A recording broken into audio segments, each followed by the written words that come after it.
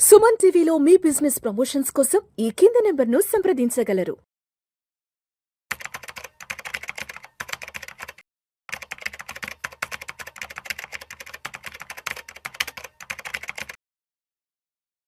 నమస్తే, welcome to Suman TV. నేను విష్ణు. ప్రస్తుతం మనతో పాటు ఇన్వెస్ట్మెంట్ బ్యాంకర్ గణేష్ అట్లూరి గారు ఉన్నారు. సార్ తో మాట్లాడదాం. గణేష్ గారు నమస్తే సార్. నమస్తే అండి. Welcome to Suman TV and welcome to Vishnu talks. Thank you అండి. Thank you. గణేష్ గారు, ఈ వీడియోలో కాస్త డీటెయిల్ గా మార్కెట్ క్రాషెస్ గురించి, ఇండియన్ స్టాక్ మార్కెట్స్ గురించి, అదేవిధంగా సౌత్ కొరియన్ మార్కెట్స్ గురించి కొంచెం డీటెయిల్ గా డెప్త్ గా మాట్లాడుకుందాం. తప్పకుండా. రీసెంట్ టైమ్స్ లో సౌత్ కొరియన్ మార్కెట్స్ క్రాష్ గురించి ఎక్కువగా మాట్లాడుకుంటున్నారు. లాస్ట్ 4-5 months వరకు అటు తైవాన్ మార్కెట్లు కానీ కొరియన్ మార్కెట్లు కానీ చాలా పెద్ద ఎత్తున పెర్ఫామ్ చేశాయి. బట్ ఎందుకు ఆల్ ఆఫ్ సడన్ గా సౌత్ కొరియన్ మార్కెట్స్ లో పెద్ద క్రాష్ కూడా రావడం జరిగింది. ఏం జరిగింది అసలు సౌత్ కొరియన్ మార్కెట్స్ కి? అదే మన ఇండియా అంటే గ్లోబల్ గా ఇప్పుడు మనం చూసుకుంటే ఏఐ బబుల్ ఒకటి బాగా ఎక్కువ ఉంది. అయితే అసలు ఇక సౌత్ కొరియన్ మార్కెట్ ఏం జరిగింది అని మనం డెప్త్ అనాలిసిస్కి వెళ్తే సౌత్ కొరియా మార్కెట్ జరగడానికి ఏఐ బబుల్ ఒకటి కారణం అయితే, సెకండ్ ఏంటంటే సింగిల్ స్టాక్ లెవరేజ్ ఎంటీఎఫ్ అనేది ఒకటి వాళ్ళు ఇంట్రడ్యూస్ చేశారు. అంటే జనరల్ గా మనం ఎంటీఎఫ్ అనగానే బాస్కెట్ ఆఫ్ స్టాక్స్ మనం తీసుకుంటాం కదా, వాళ్ళు ఒక సింగిల్ స్టాక్ లెవరేజ్ ఎంటీఎఫ్ అంటే నేను ఒక 1 lakh కనుక నేను ఎంటీఎఫ్ లో పెట్టుకుంటే ఆ ఎంటీఎఫ్ అనేది ఇంకో 1 lakh పొజిషన్స్ ఎక్స్ట్రా తీసుకోవచ్చు. అది వాళ్ళు అసలు ఇచ్చారు అనమాట. అక్కడ పర్మిషన్ ఇచ్చారు దానికి. ఇచ్చినప్పుడు మనం కొరియన్ మార్కెట్స్ చూసుకుంటే లాస్ట్ 14 years నుండి అసలు రిటర్న్ లేదు. సడన్ గా ఏమైంది, ఏ బబుల్ స్టార్ట్ అయింది. ఏ బబుల్ అంటే వెస్ట్ లోను స్టార్ట్ అయింది. అది కూడా మనం మాట్లాడదాం. అది వెస్ట్ లో స్టార్ట్ అయింది, కొరియన్ మార్కెట్కి వచ్చింది. కొరియన్ మార్కెట్కి వచ్చేటప్పటికి మార్కెట్ డబల్ అయింది, ట్రిపుల్ అవుతుంది. సో ఇలా ఎప్పుడైతే మీకు ఇంత ర్యాలీ వచ్చిందో, అబ్నార్మల్ ర్యాలీ ఏదైతే వచ్చిందో లాస్ట్ 1 yearలో, ఈ ర్యాలీతో పాటు ఏఐ బబుల్ కూడా స్టార్ట్ అయింది. అంటే ఏఐ 2 కంపెనీస్ మనకు తెలుసు, శాంసంగ్ తో పాటు ఇంకో కంపెనీ ఉంది, మెమరీ ఏదైతే చిప్స్ లో మెమరీ సెమీకండక్టర్స్ రిలేటెడ్. ఈ 2 స్టాక్స్ అవుట్ పెర్ఫార్మ్ చేసినాయి. ఎప్పుడైతే ఈ బబుల్ మొదలైందో, ఒకటి లాస్ట్ ఒక జనరేషన్ 13-14 years రిటర్న్ చూడాల, ఒక్కసారి మ్యాసివ్గా రిటర్న్స్ స్టార్ట్ అయిపోయినాయి మార్కెట్లో. వచ్చేటప్పటికి అందరూ కూడా ఈ లెవరేజ్ దానిలోకి పెట్టారు డబ్బులు. వాళ్ళు కొన్ని దాచుకున్న డబ్బులు పెట్టారు, కొన్ని హౌస్ మార్ట్గేజీలు పెట్టి డబ్బులు తీసుకొచ్చి పెట్టారు. సో ఇదంతా ఏమైంది, ఒకసారి క్రాష్ అయింది. కంటిన్యూస్గా 5 days మనకి కొరియన్ మార్కెట్ కంటిన్యూస్గా మార్కెట్ పడతా వచ్చింది. ఆల్మోస్ట్ మనకి 40% మార్కెట్ పడింది అండ్ హైయెస్ట్ 10% పడింది. పడేటప్పటికి ఎప్పుడైతే లెవరేజ్లో ఉన్నాయో మార్జిన్ కట్టాల్సి వస్తుంది. ఇక్కడ ఒకటి ఇది లెవరేజ్ అనేది గవర్నమెంట్ తీసుకొచ్చింది. సో సెకండ్ ఏంటంటే బ్రోకర్ లెవరేజ్ ఇస్తాడు. సో ఎప్పుడైతే సపోజ్ నా దగ్గర 10 లక్షలు ఉంటే నేను సింగిల్ ఈటీఎఫ్లో 20 లక్షలు కొనుక్కోవచ్చు. ఇది కాక బ్రోకర్ ఇంకో 3-4 times ఇస్తాడు. సో వెరస్ లెవరేజ్ 5-6 times తీసుకునేటప్పటికి ఎప్పుడైతే మార్కెట్ కరెక్షన్ జరిగిందో ఆటోమేటిక్గా స్క్వేర్ ఆఫ్ చేయటం మొదలుపెట్టారు. సో దాదాపుగా $2 trillion ఇన్వెస్టర్ నష్టపోయారు అనేది ఒక ఆర్టికల్ ప్రకారం మనకు అర్థమవుతుంది. సో ఇదేంటంటే గవర్నమెంట్ ఆఖరికి మినిస్టర్ వచ్చి ఒక సూసైడ్ సెల్ కూడా పెట్టారు. ఇది ఎవరైనా సూసైడ్ సెల్ చేసుకుంటారేమో అని చెప్పి కౌన్సిలింగ్ కోసం సెల్ కూడా స్టార్ట్ చేయాల్సి వచ్చింది. వాళ్ళు వచ్చి అపాలజీ చెప్పారు. మినిస్టర్ వచ్చి ఇది మేము జస్ట్ రాంగ్ జరిగింది, ఇట్లా ఇంత లెవరేజ్ మేము ఇవ్వకూడదు అని చెప్పేసి. సో ఇంత జరిగింది అనమాట. మీరు చెప్పేది వింటుంటే అక్కడ గవర్నమెంట్స్కి పబ్లిక్ పట్ల అంటే వాళ్ళు తీసుకుంటున్న కేర్ కానీ వాళ్ళ ఇంట్రెస్ట్ కానీ అదేవిధంగా ట్రాన్స్పరెన్సీ ఎంత ఉంటుంది అన్న దాని గురించి కూడా మనకి స్పష్టంగా అర్థమవుతుంది. ఇప్పుడు మన మార్కెట్లో ఉన్న విషయం కదా, పెరుగుతుంటే పడుతుంటే మనకు కొంత ఐడియా ఉంటుంది. లెవరేజ్ పెరుగుతుంది, లెవరేజ్ తగ్గుతుంది, కొంత మనకి ఐడియా ఉంటుంది. వాళ్ళు అసలు 13-14 years నుండి మార్కెట్ పెద్ద మూమెంట్ లేదు. సో వాళ్ళకి పెద్ద లెవరేజ్ ఇంపాక్ట్ ఎంత ఉంటుందని వాళ్ళు అసెస్ చేయలేకపోయారు.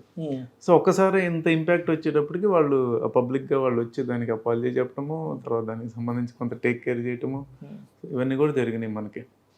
అంటే ఇప్పుడు మన దేశంలో సాధారణంగా ఎక్కడైనా ఇన్వెస్ట్మెంట్స్ పెట్టి ఏదన్నా జరిగినప్పుడు, అంటే ఎవరైనా ఏదైనా సూసైడ్ కమిట్మెంట్స్ ఏదైనా ఇట్లాంటి చేస్తున్నప్పుడు కనీసం అటువంటి వార్తల్లో ఒకటి రావు. బట్ అక్కడ మార్కెట్ క్రాష్ అయ్యి ఇన్వెస్టర్స్ అనే వాళ్ళు ఇబ్బంది పడి వాళ్ళు ఏదైనా చేసుకుంటారు అన్న దానికి వాళ్ళు దాన్ని ముందస్తుగానే గమనించి దానికి ఒక ప్రొడక్షన్ సెల్ ఏర్పాటు చేసి దానికి ఒక కౌన్సిలింగ్ సెల్ ఏర్పాటు చేయడం నిజంగా పబ్లిక్ పట్ల అక్కడ ఎంత రెస్పాన్సిబిలిటీ ఉన్నారని కూడా ఈ విధంగా ఇవాళ మీ ద్వారా నేను తెలుసుకోగలిగాను, మన ఆడియన్స్ కూడా తెలుసుకోగలిగారు.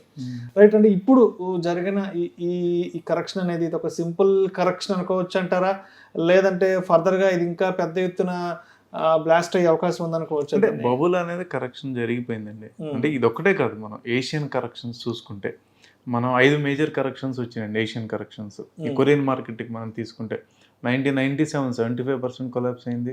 తర్వాత 2000 .com బబుల్, అలాగే 2008 .com బబుల్లో 55-57% దాకా కరెక్షన్ వచ్చింది వాళ్ళకి. 52% 2008లో వచ్చింది. 2021 35%, 2022 తీసుకున్నా కూడా ఒకటి క్రిప్టోకి సంబంధించి ఒకటి బబుల్ బర్స్ట్ అయింది. సో ఇట్లా వాళ్ళకి ఒక 4-5 మేజర్ కరెక్షన్స్ అయితే వాళ్ళు కూడా చూశారు.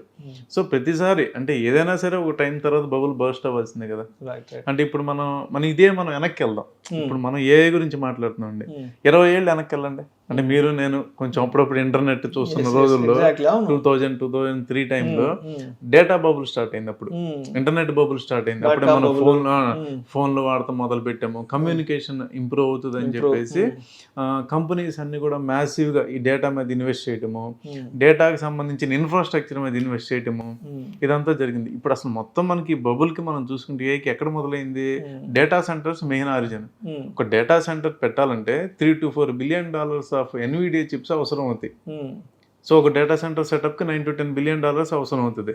సో ఇన్ని చిప్స్ కావాలంటే చిప్స్ కి సంబంధించిన డీరామ్ అంటాం, ఆ డీరామ్ కావాలి. ఆ డీరామ్, దానికి సంబంధించినటువంటి ఇన్ఫ్రాస్ట్రక్చర్, హార్డ్వేర్, ఇవన్నీ కూడా మీకు పెరుగుతూ వచ్చినాయి. ఎప్పుడైతే మీకు అంటే మీరు చూసుకుంటే 2010 నుండి 2026 16 ఏళ్లలో క్యాపెక్స్ మనం గమనిస్తే, అంటే top 5 companies in the US ఏదైతే ఉన్నాయి, క్యాపెక్స్ 8 times క్యాపెక్స్ ఇంక్రీజ్ చేశారు వాళ్ళు. అంటే ఇంత మనకి రిక్వైర్మెంట్ ఉంటుందని. అంటే మీరు 2010లో డేటా చూసుకుంటే 2 trillion GB, ఇప్పుడు చూసుకుంటే దానికి 100x పెరిగింది, 100x per month.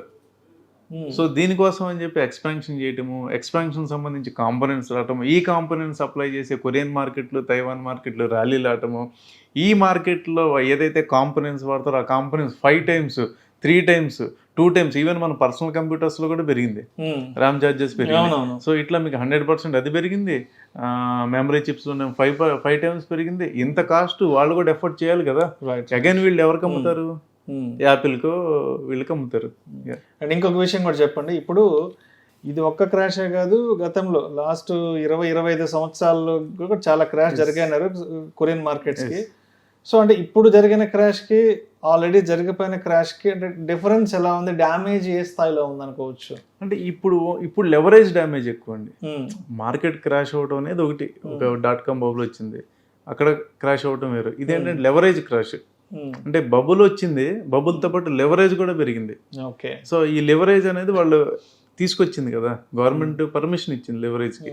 So leverage crash వచ్చేటప్పటికి ఎక్కువ కరెక్షన్ తక్కువ జరిగింది, డ్యామేజ్ ఎక్కువ జరిగింది. రైట్. అయితే ఇప్పుడు ఈ సౌత్ కొరియాకి సంబంధించిన ఈ కంప్లీట్ ఎపిసోడ్, ఈ కరెక్షన్ క్రాష్ ఎపిసోడ్లో ప్రధానంగా ప్రముఖంగా వినిపించిన 2 కంపెనీలు వచ్చేసి సామ్సంగ్ ఒకటి, తర్వాత SK హైనిక్స్. సో ఏంటి ఈ 2 బాగా ప్రధానంగా సెంటర్ ఆఫ్ అట్రాక్షన్ గా నిలబడ్డాయి ఈ క్రాష్ లో? అంటే మనకుందండి, మనం చూసుకుంటే మన ఇండియన్ మార్కెట్ ఇండెక్స్ చూసుకుంటే మేజర్ కంపెనీస్ ఉన్నాయి, అవి అంతా పార్టిసిపేట్ చేస్తున్నాయి. మేజర్ కంపెనీస్ మన రిలయన్స్ తీసుకోండి, HDFC తీసుకోండి, ఒక 25% ఉంటాయి. మిగతా అన్ని 75% ఉంటాయి. అంటే ఈవెన్ ఈ 25% కంపెనీస్ పర్ఫార్మెన్స్ తగ్గినా కూడా 75% కంపెనీస్ అనేది మన ఇండెక్స్ని ప్రొటెక్ట్ చేస్తాయి. బట్ అది కొరియాకి వచ్చేటప్పటికి ఆ 2 మేజర్ కంపెనీస్. సో ఆ 2 కంపెనీస్ పెరిగితే అక్కడ ఉన్న ఇండెక్స్ పెరుగుద్ది, ఆ 2 కంపెనీస్ పడితే ఇండెక్స్ పడుతుంది. ఆ 2 కంపెనీస్ కన్నా మేజర్ ఏంటంటే చిప్ డిజైనింగ్, అలాగే చిప్లో వాడేటువంటి కాంపోనెంట్స్, మెమరీ కాంపోనెంట్స్, డీరామ్, ఇవన్నీ కూడా హై ఫ్రీక్వెన్సీ మెమరీస్ ఇవన్నీ కూడా 2 తయారు చేస్తాయి. సో ఇక్కడ వీటికి సంబంధించి డిమాండ్ ఎక్కడ వచ్చింది, డేటా సెంటర్ నుండి వచ్చింది. సో ఈ డేటా సెంటర్ నుండి పాస్ అయింది ఇదంతా కూడా. రైట్. ఇప్పుడు సౌత్ కొరియన్ ఎకానమీకి సంబంధించి ఈ సెమీ కండక్టర్ ఇండస్ట్రీ అనేది అంటే అక్కడ దానికి ఎంత వెనుదనగా ఉంటుంది, ఎంత ఆయువు పట్టుగా ఉంటుంది అక్కడ మార్కెట్స్కి, especially semiconductor industry for south Korea అంటే ఏం చెప్పొచ్చు? అంటే మేజర్ ఇండస్ట్రీ అదేనండి, మేజర్ ఇండస్ట్రీ కంట్రీకి.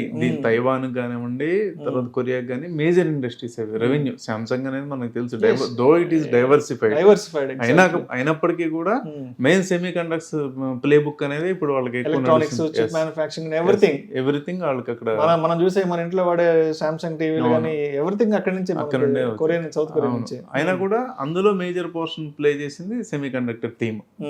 సో ఇప్పుడు ఏంటంటే ఈ సెమీ కండక్టర్ థీమ్ ఏ బర్స్ట్ అయినప్పుడు ప్రతి బబుల్లోనూ కొన్ని కంపెనీలు పోతాయి, మిగిలిన కంపెనీలు సర్వే అవుతాయి, మిగిలిన కంపెనీలు టాప్ పొజిషన్లోకి వెళ్ళిపోతాయి. .com బబుల్లో కూడా మనం చూసాం, .com బబుల్లో కూడా కొన్ని కంపెనీలు వెళ్ళిపోయినాయి, మిగిలిన కంపెనీలు లీడ్ చేయడం మొదలుపెట్టినాయి. అలాగే ఇప్పుడు ఇందులో కూడా ఏఐ బబుల్లో అటు వెస్ట్లో కానివ్వండి అక్కడ కానివ్వండి కొంత దాని ఇంపాక్ట్ మన మీద కూడా ఉంది, ఇండియన్ మార్కెట్ మీద, ఇండియన్ ఐటీ కంపెనీస్ మీద. ఏవైతే మీకు మిగిలిన కంపెనీస్ ఉంటే అవి సర్వైవ్ అవుతే అవి రేపొద్దున టాప్ పెర్ఫార్మెన్స్ చేయొచ్చు. సో గణేష్ గారు, ఇప్పుడు సౌత్ కొరియన్ మార్కెట్స్లో జరిగిన ఈ క్రాష్ ఏదైతే ఉందో ఇది ప్రధానంగా అటు అమెరికా మార్కెట్ల మీద అదేవిధంగా జపాన్ మార్కెట్ల మీద ఎటువంటి ఇంపాక్ట్ చూపించే అవకాశం అయితే ఉందంటారు? డెఫినెట్గానండి. ఇప్పుడు ఈ మార్కెట్ల ఇంపాక్ట్ ఎప్పుడైతే మీకు వీళ్ళ మార్కెట్లు క్రాష్ అయినాయో ఆబ్వియస్గా దాని బాండ్ మార్కెట్ మీద ఇంపాక్ట్ ఉంటుంది. బాండ్ మార్కెట్లో ఉన్నటువంటి బాండ్స్ రిడీమ్ చేయడం స్టార్ట్ చేస్తారు, కొంత విత్ డ్రావల్స్ కూడా జరుగుతుంది. ఎందుకంటే అక్కడ గ్లోబల్ మార్కెట్ ఇన్వెస్ట్మెంట్ ఎక్కువ అండి. మన దగ్గర ఇక్కడ ఇండియా నుండి బయట ఇన్వెస్ట్ చేసే వాళ్ళు తక్కువ. ఇప్పుడు గిఫ్ట్ సిటీ ఫండ్స్ వచ్చినాయి, ఇవన్నీ వచ్చినాయి, కానీ స్టిల్ మన గవర్నమెంట్ క్యాప్ పెట్టింది దానికి. ఆ క్యాప్ మించి చేయడానికి లేదు ఫారిన్ రెమిటెన్స్. అక్కడేంటి ఎప్పుడు నుండో markets are matured markets and bond market is a main market. So మనకి జపనీస్ చూడండి, బాండ్ ఈల్డ్స్ మీద ఎప్పుడు మాట్లాడినా మనం యూఎస్ జపనీస్ తో మాట్లాడితే బాండ్స్ గురించి ఎక్కువ మాట్లాడుతాం, డిస్కషన్ వస్తూ ఉంటుంది స్టాక్స్ కన్నా కూడా. ఎగ్జాక్ట్లీ. సో ఎందుకంటే జాపనీస్ మనీ అంతా కూడా యుఎస్ బాండ్స్ రూపంలో ఉంది, అలాగే కొరియన్ మనీ కూడా యుఎస్ బాండ్స్ రూపంలో ఉంది. సో ఇక్కడ ఏదైనా కంట్రీ డెఫిసిట్ వచ్చినప్పుడు, కంట్రీలో ఎప్పుడైనా ఎకనామికల్ ప్రాబ్లం వచ్చినప్పుడు డెఫినెట్ గా కొంత రిడెంప్షన్ అనేది వస్తుంది కదా. సో దాని మీద కూడా ఇంపాక్ట్ ఉంది. అంతే కదా, అక్కడ మనం కూడా చూస్తున్నాం యుఎస్ లో కూడా టెక్ స్టాక్స్ ఫాలో అవుతున్నాయి, ఏఐ బబుల్ బర్స్ట్ అవుతుంది. ఎందుకంటే ఏఐ రెవెన్యూస్ ఇవాళ మనం చూస్తే ఏఐ రెవెన్యూస్ ఎంతైతే వాళ్ళు ఎక్స్పెక్ట్ చేస్తున్నారు, అంటే 100 రూపాయలు మనకి రెవెన్యూ రావాలండి అంటే ఖర్చు పెట్టింది వదిలేసండి, వచ్చేది వాళ్ళు 17 రూపీస్ 15 రూపీస్ ఉంది. రావాల్సింది ఎక్స్పెక్టేషన్ 100 రూపాయలు. ఈ 100 రూపాయలకి వాళ్ళు ఖర్చు పెట్టింది 10 టైమ్స్, అంటే 1000 రూపాయలు ఖర్చు పెడితే 100 రూపాయలు రావాలని వాళ్ళు ఎక్స్పెక్ట్ చేస్తుంటే 15-16 రూపాయలు వస్తుంది. ఇది ఓవరాల్గా జరుగుతున్న ఏఐ స్టోరీ. సార్, ఇప్పుడు ప్రపంచంలో ఏ మార్కెట్లకైనా సరే ఈ ఫారిన్ పోర్ట్ఫోలియో ఇన్వెస్టర్స్ లేదంటే ఎఫ్ఐలు వీళ్ళు పెద్ద ఎత్తున పుష్ బ్యాక్ ఇస్తారు. ఏ మార్కెట్లకైనా సరే వాళ్ళ అవసరం పెద్ద ఎత్తున ఉంటుంది. అది ఇండియన్ మార్కెట్స్ కావచ్చు, యూరోపియన్ మార్కెట్స్ కావచ్చు, ఏ మార్కెట్లకైనా సరే వాళ్ళ అవసరం చాలా పెద్ద ఎత్తున ఉంటుంది. కాబట్టి ఇప్పుడు సౌత్ కొరియన్ మార్కెట్ల క్రాష్కి సంబంధించి ఇక్కడ ఎఫ్ఐల పాత్ర ఏమన్నా ఉంది అంటే మనం ఏం చెప్పుకోవచ్చు? వాళ్ళు ఎలా రియాక్ట్ అయ్యారు ఈ క్రాష్ అని చూసి? ఇప్పుడు ఏంటంటే కొంత మనకి ఇండియాకి వచ్చేటువంటి ఎక్కువ ఉంది. అంటే కంపారిటివ్ గా అంటే ఆ మోనోపోలీ అంటే ఆ 1-2 స్టాక్స్ మీద బెట్టింగ్ అనేది ఎప్పుడు రిస్క్. కాకపోతే ఎఫ్ఐఎస్ ఏంటంటే ఎక్కడ పార్టిసిపేట్ చేస్తే అటు వెళ్ళిపోతారు, ఎక్కడ ఒక రూపాయి ఎక్కువ వస్తుందంటే మళ్ళీ వాళ్ళకి ఎక్కడ సేఫ్టీ అనిపిస్తే అక్కడికి రిటర్న్ అయిపోతారు. సో అలా చూసుకుంటే ఇండియన్ మార్కెట్స్ మళ్ళీ మనకి ఎఫ్ఐఎస్ వెనక్కి వచ్చే ఇది ఎక్కువ ఉందని చెప్పి హెచ్ఎస్బిసి రిపోర్ట్ రిలీజ్ చేసిందండి. $25 బిలియన్ మన మార్కెట్లోకి పంప్ అవ్వడానికి అవకాశం ఉంది. ఎందుకు అవకాశం ఉందంటే ఎఫ్ఐఎస్ వెళ్ళే ముందు కొన్ని ఫ్యాక్టర్స్ ఉన్నాయి. ఒకటి టారిఫ్ ఇష్యూ అవ్వచ్చు, కొంత రూపీ డిప్రిషియేషన్ అవ్వచ్చు, దాని మీద మన వాళ్ళు యాక్ట్ చేశారు, రూపీ కూడా ఫ్రీజ్ చేశారు డెట్స్లో వరకు ఏదైతే వాళ్ళు ఫిక్స్ చేసుకుంటారో ఇన్వెస్ట్ చేసినప్పుడు రిటర్న్లో కూడా అది గవర్నమెంట్ ఫిక్స్ చేసింది. రెండోది ఏంటంటే ఎలొకేషన్ ఆఫ్ ది, ఇప్పుడు ఏంటి వాల్యుయేషన్ వాల్యుయేషన్ ఎక్కువ ఉందని వెళ్ళిపోయారు. ఇప్పుడు మోడరేట్గా వాల్యుయేషన్స్ కరెక్షన్ జరిగింది ఒకటి. రెండోది ఏంటి allocation of the portfolio. FIS allocation portfolio ఇండియాలో తక్కువ ఉంది ఇప్పుడు. అంటే ఓవరాల్గా చూసుకుంటే ఇండియన్ మార్కెట్లో తక్కువ పెట్టారు. ఇప్పుడు వాళ్ళు దాన్ని ఇంక్రీజ్ చేసుకుంటారు. అంటే ఇది హెచ్ఎస్బిసి ఇచ్చిన రిపోర్ట్ అండి. ఇంక్రీజ్ చేసుకునే ఛాన్స్ ఉంది. అంటే ఆల్మోస్ట్ ఒక 2 లక్షల కోట్లు దగ్గరగా ఇండియన్ మార్కెట్లోకి పంప్ అయ్యే అవకాశం ఉందనేది రీసెంట్ రిపోర్ట్ రిలీజ్ చేశారండి. సో ఇప్పుడు ఏదైతే సౌత్ కొరియాలో జరిగిన మార్కెట్ క్రాష్, మార్కెట్ డ్యామేజ్ ఏదైతే ఉందో ఇది మన ఇండియన్ మార్కెట్లో ఉండే ఏఐ ఆధారిత కంపెనీలు కానివ్వండి, అదేవిధంగా ఐటీకి సంబంధించిన కంపెనీస్ స్టాక్స్ మీద ఎటువంటి ప్రభావం చూపించే అవకాశం ఉందంటారు? అంటే మన మార్కెట్లు ఏఐ వల్ల కొంత కరెక్షన్ అయితే జరిగింది. మన లాస్ట్ 7-8 months బ్యాక్ చూసుకుంటే 1 year నుంచి చూసుకుంటే 50% పడింది మేజర్ స్టాక్, 40% అలా పడతా వచ్చినాయి. ఏ ఇంపాక్ట్ ఉంది, ఫ్యూచర్ అంతా ఏ ఉంటుంది, ట్రెడిషనల్ కంపెనీస్ ఉండవు అనేది ఒక బబుల్ మనకు కూడా నడిచింది. అయితే మనం డీటెయిల్లోకి వెళ్తే ఏఐ మీద ఇన్వెస్ట్ చేసిన కంపెనీలు ఏదైతే వాళ్ళు ఇచ్చిన డేటా చెప్తున్నా మీకు, ఏఐ మీద నాకు వచ్చిన అవుట్పుట్ ఎంత అంటే 12% అని ఇచ్చిందండి. ఇప్పుడు రిజల్ట్ ఏం చెప్తుందంటే నేను ఏఐ మీద 100 రూపాయలు పెడితే నాకు రియల్గా దానివల్ల బెనిఫిట్ అయింది పర్సంటేజ్ ఎంత అని చూస్తే ఒక 12-15% మించి లేదు. ఇది ఒకటి. ఒక్కొక్క ఏఐ అంటే ఇప్పుడు మనం ఎంప్లాయీస్కి ఏఐ ఇచ్చామండి వాడటానికి, అది ప్రోగ్రామింగ్ అవనండి, అదర్ టూల్స్ అవనండి, ఎనీథింగ్. ఒక ఎంప్లాయీకి వచ్చేసి 25,000 to 30,000 పడుతుంది. నిజంగా కంపెనీస్ బేర్ చేయగలవు ఎంత? ఒక ఎంప్లాయీకి శాలరీ ఇవ్వాలి, ఎడిషనల్గా ఏఐ ఖర్చు పెట్టాలి. సో ఇది ఇండియాలో వైబుల్ కాదండి.